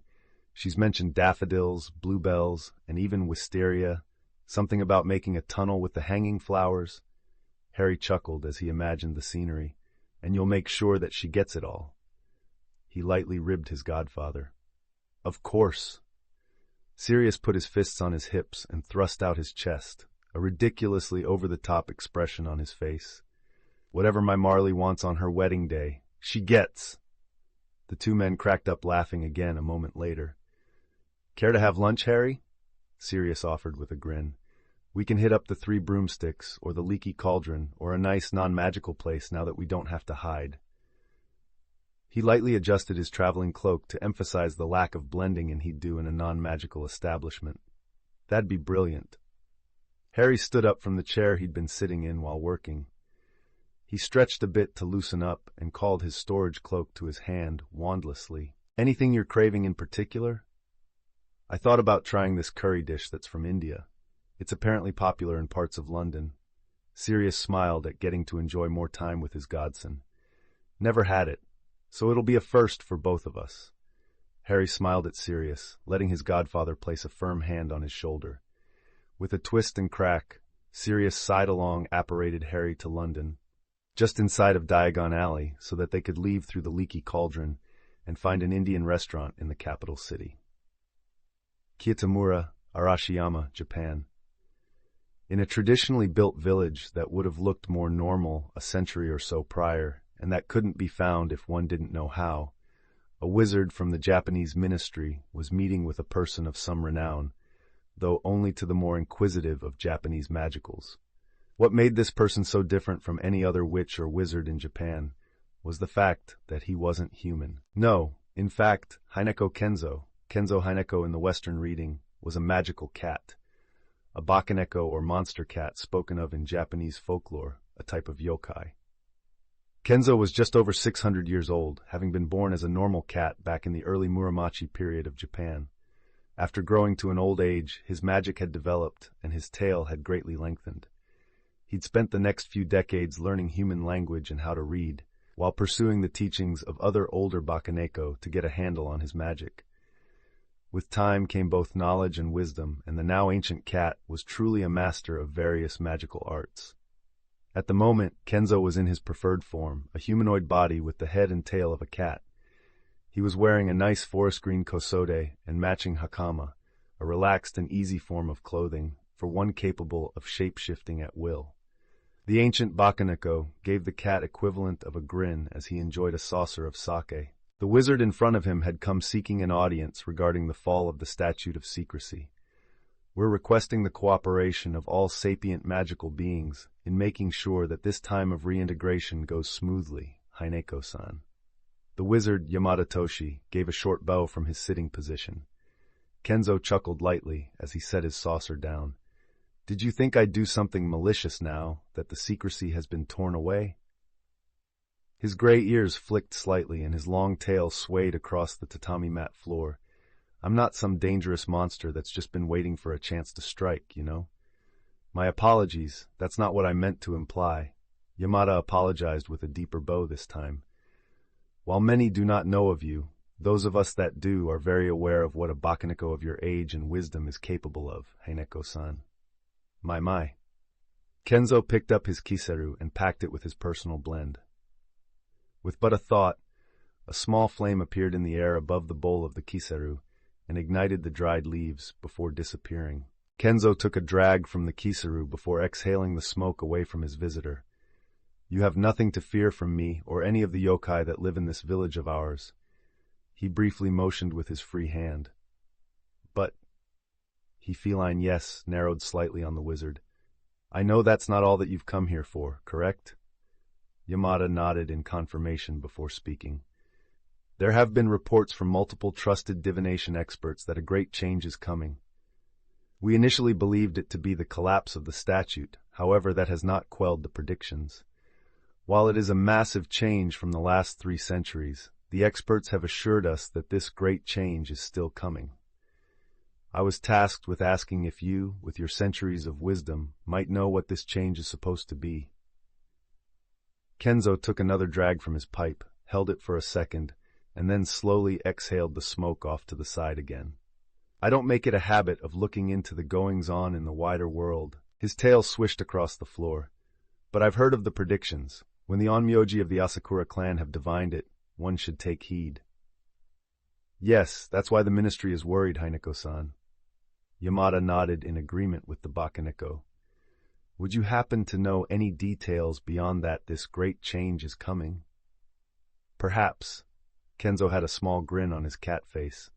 But are you telling me that your vaunted ministry that can supposedly track magic use can't sense the changes in the world? Changes, Hineko-san? Yamada looked confused for a brief moment. Kenzo poured himself another saucer of sake. My, but you have let yourselves grow complacent in the last 3 centuries, haven't you? He chuckled at the situation the ministry found itself in. Not even able to notice the changes in the world anymore. He sipped at his sake for a moment. Just check your own records, Yamada-san. You'll see the changes that I speak of if you look at the population of magical beings and creatures over the last few centuries. Population records? Yamada didn't normally deal with such things in the ministry. It simply wasn't his department. What does that have to do with this great change, though? You'll confirm once you return, so I suppose I'll just tell you. Kenzo looked somewhat amused at the lack of knowledge. The magic in this world is fading and has been for centuries now. Less magic in the world means less births for magical creatures, and lowered birth rates for wizards and witches as well. Yamada's eyes widened in shock. Why do you think the Statute of Secrecy was put in place? Because the non-magical were a threat 300 years ago. The bakaneko laughed loudly, exposing his fangs, before smirking at the wizard. Up until the refinement of their guns and more sophisticated weaponry, the non-magical were not much of a threat to even a shoddily taught magical. Simple wards and charms could keep them from even finding the home or village of a magical person. No, the magical went into hiding because they couldn't keep their population up. Nowadays, even in the wealthy nations of the world, you'll find only a few thousand witches and wizards, correct? Yamada nodded, unable to speak as this information was revealed to him. The magic wasn't nurtured. It began to fade. The populations began to decline. Kenzo shook his feline head before taking another sip from his saucer. The restrictions placed on magic use didn't help. The rounding up of magical creatures whose very existence would break the secrecy furthered the problem. After all, how many were killed in that time of trying to hide everything? The Bakaneko let out a little snort. In trying to hide the magic, already seeing the loss of it starting, the various peoples of the world only hastened its fall. Aye, is that what the great change is? The loss of all magic? Yamada felt like his heart had nearly stopped. Kenzo flicked his tail lazily, a feline grin on his face. Do you truly believe that the magical of this world would just let that happen? Well, the ones that paid attention, at least. He took a short drag from his Kisaru while Yamada composed himself.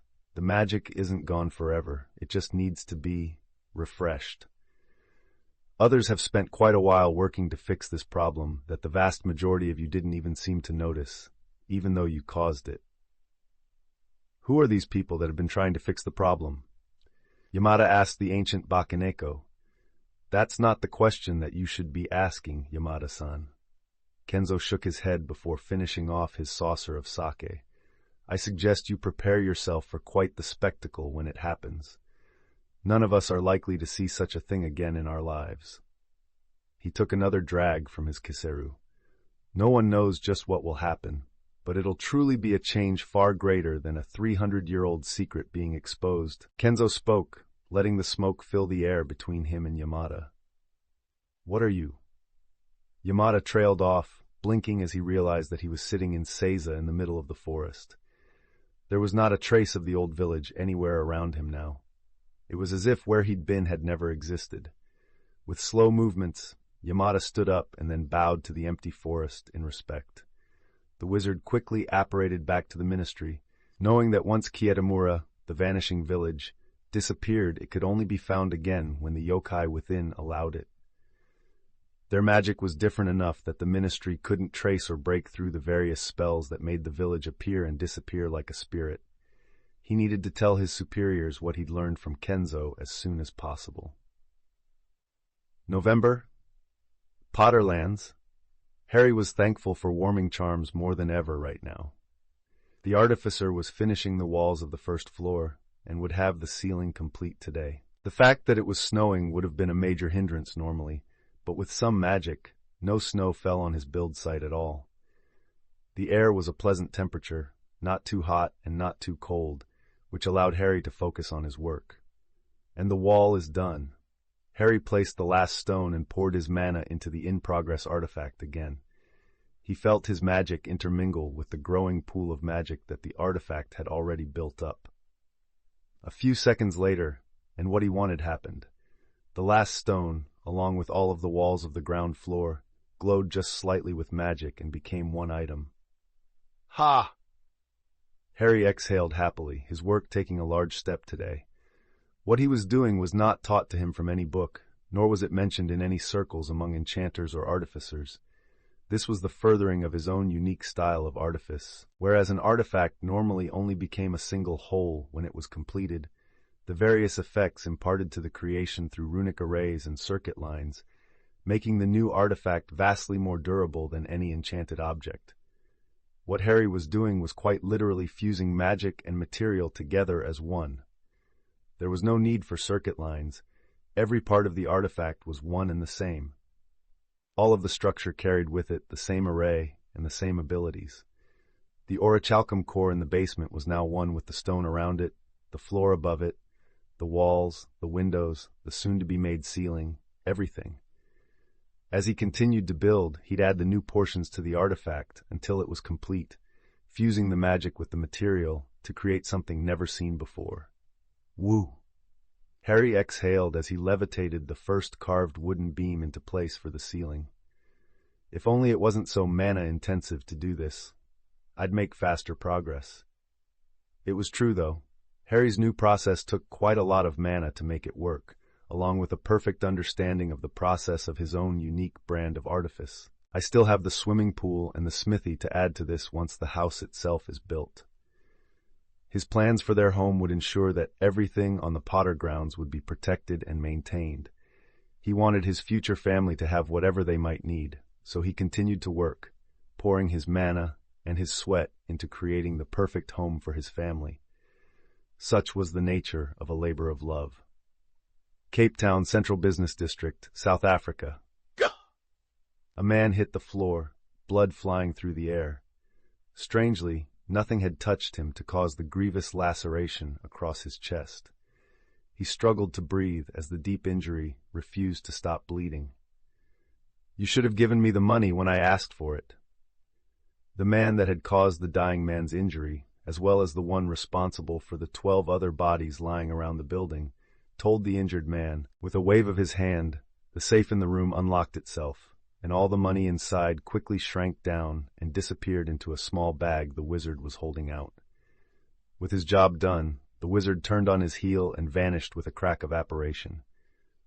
Truly, the fall of the Statute of Secrecy had been no hindrance to many witches and wizards across the world. Crimes, especially in the non-magical world, were ridiculously easy to pull off with magic. Many criminal enterprises were made up of wizards and witches that used their magic to make themselves wealthy. The statute hadn't stopped these criminal witches and wizards in the past, and now that it was gone, it only emboldened them further. Areas that were notable for crime, both violent and not, had always been a draw for the criminal elements in magical society, as it was usually easy to hide from the eyes of a magical government. With the various magical governments in the world currently stretched thin trying to deal with reintegration, crimes in places that were already well known for it couldn't be investigated. Cape Town, South Africa, was known to be a dangerous place, and criminal magicals were now striking out to form their own organized crime groups. Without people like ours around to stop them, it was child's play to take money, goods, materials, and anything else they wanted, form the non-magical criminals, to get themselves started. The future for several areas like this around the world didn't look good, as once the other criminals were out of the way, the magical criminals would have free run of all the crime-heavy areas. For every place that was having success with reintegration between magical and non-magical, there were other places that were either failing or outright promoting the schism between the two sides. Neither side was innocent in these incidents either. The bad would fight the bad, and whoever came out on top would be everyone else's problem afterwards. Such was the way of things when greed and violence met within humanity. New York City, United States. A woman approached a graffiti-covered wall in an alleyway. With a tap of her wand against a specific point, the graffiti wavered away to reveal a metal door. The witch knocked on it, and a second later a small viewport slid open. "The fuck do you want?" a gruff male voice questioned the woman. "Mike?" the witch answered sharply. "Who are you?" the man on the other side of the door demanded. The witch nearly sighed. "It's Jessica, you fucking moron." "Oh, why didn't you say so?" the man asked, and a heavy thud was heard as the metal door was opened for the woman. Jessica entered the hidden shop, and as the door was closed behind her, the ward made by the magical graffiti reappeared and made the door look like part of the wall again. An invention of the wizards and witches of the United States, magical graffiti took advantage of the boom of graffiti that had started in the 1960s and then spread across the country.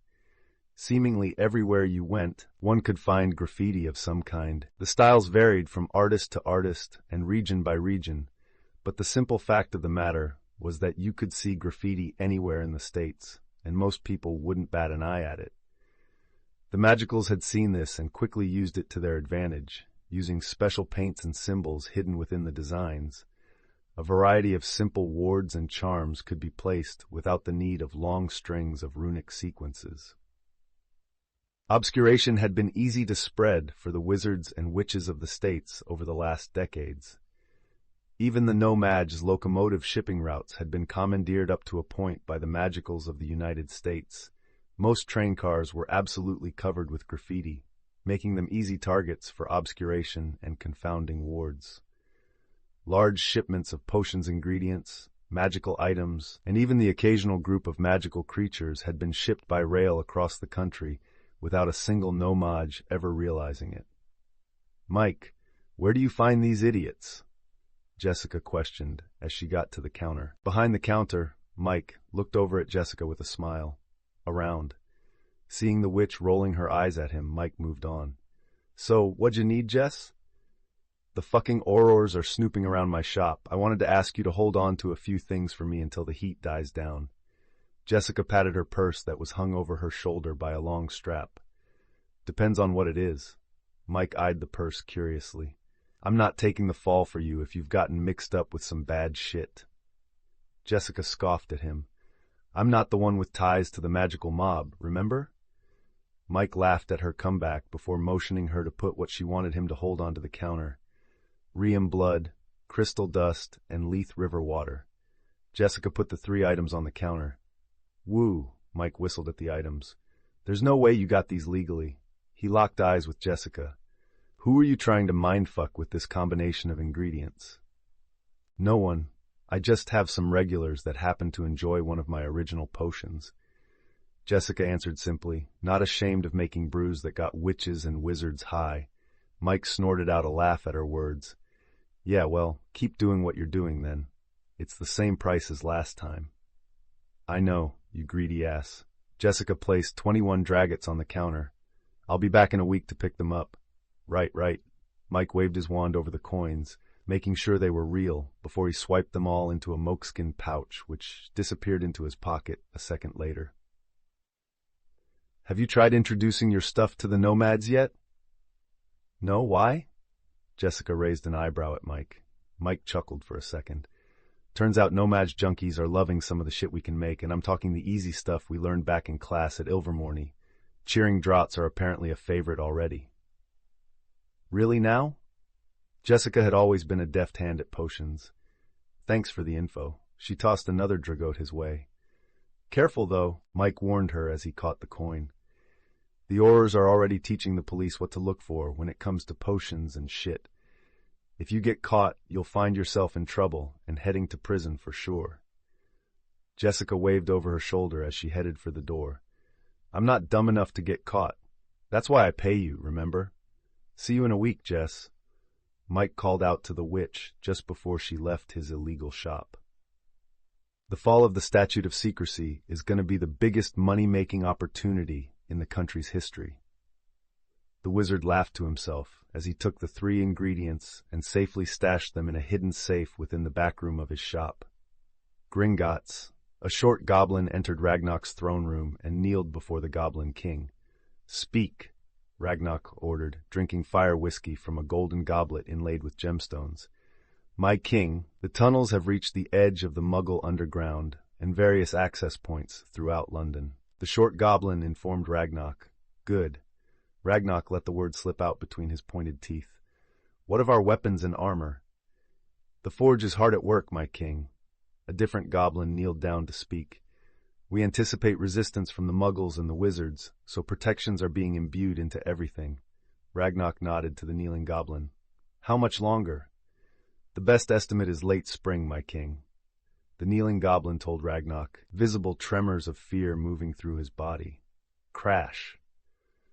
A rough and wicked-looking sword slammed into the stone right in front of the kneeling goblin, stabbing into the rock and splitting it easily. "Tell them to hurry up," Ragnar roared out, making the smaller goblin rush out of the throne room to fulfill his order. "Bring me more meat and alcohol." The Goblin King bellowed, the rest of the smaller goblins running out of the room to get the king what he wanted. Ragnar held out his hand and the wicked sword leapt from the stone and into his grip. "Everything of value will be mine." The intrinsic greed of a goblin didn't lie in swindling people out of their money or valuables. No, it was much simpler than that. Goblins desired all of value which they didn't already possess. Gold, silver, gemstones, weapons, treasures of any and all kind that had intrinsic value. Sentimentality was meaningless to a goblin. If an item wasn't of worth, then they couldn't care less about it. This was what had long led to goblins stealing and swindling riches from others. In the past, this had gotten them in a lot of trouble. But a goblin would honor the words of an agreement made with them. It was why they'd eventually gained a modicum of trust from the wizards and witches. The goblins had managed to convince the wizards that they'd be better and more honest about keeping their riches and treasures safe than the dwarves. The fact that they'd been willing to work for far less than the dwarves and accepted the blatant disrespect that they were shown had sold the witches and wizards, ever sure of their superiority, on the idea, and within a generation, the dwarves that had lived on the Isle of Britain had been shoved to the very fringes of society. The goblins had taken over the dwarven caverns under King Gringot, Ragnarok's ancestor, without even having to fight for them. It was only years later that the goblins began to reveal their true nature. Their greed started small, in the form of higher fees for certain transactions and services. Then came the contracts and the taking of wealth from the foolish wizards that hadn't read the contracts carefully enough. This had gotten some pushback from the wizards and witches, which the goblins had naturally argued against, stating they were just following the contract as written. Inevitably, the wizards had begun putting pressure on the goblins, trying to remind them of their place, which had led to the first Goblin Rebellion. A glorious time for goblinkind as they killed and pillaged with impunity among the magicals. They were eventually quelled. The lack of wands made their magic less powerful than a wand-wielding witch or wizard, especially a well-trained one. But the goblins had gotten a taste for war and bloodshed once again, and so they continued to take the wealth and valuables they could over time, and would rebel when the wizards eventually pressured them for the extortionist policies and contracts that Gringotts was using. This same cycle had been going on for centuries now, but because of the statute of secrecy, the goblins had been limited to who they could pillage from. If they set one foot into the Muggle world, the entire ICW would come down on their heads, and the Gringotts goblins knew that they wouldn't survive. Thus, they bided their time, waiting for the day when they could take all of the wealth that had ended up in Muggle hands as well.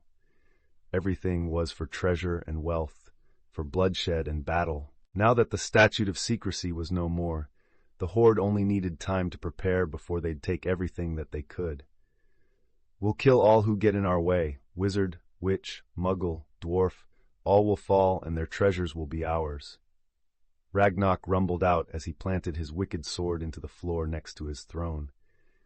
The short goblins that had left earlier were returning to the throne room, carrying platter piled high with meat and booze for their king. Many future plans were being made across the world as the discord from the collapse of the Statute of Secrecy still reverberated across the globe. Most of these plans had nothing to do with each other in the slightest, but the biggest plan that would cause the biggest change was still unknown to all but a few. End chapter. Current mana levels: Harry, 35,362 Tunks, 27,198 Penelope, 22,536 Fleur, 22,744. Also, once again, this series, What If Harry Became an Artificer, will be finishing soon due to catching up with the current number of chapters. So I would like everyone's input for the next project on this channel. I am currently debating between 3 fanfics based on Naruto, Jujutsu Kaisen, and High School DxD respectively. Please comment below what fanfic would you guys like to see next. That's it for this part. If you enjoyed the video, please like and subscribe. I will see you guys again in the next part, which will be the last for this fanfic for now.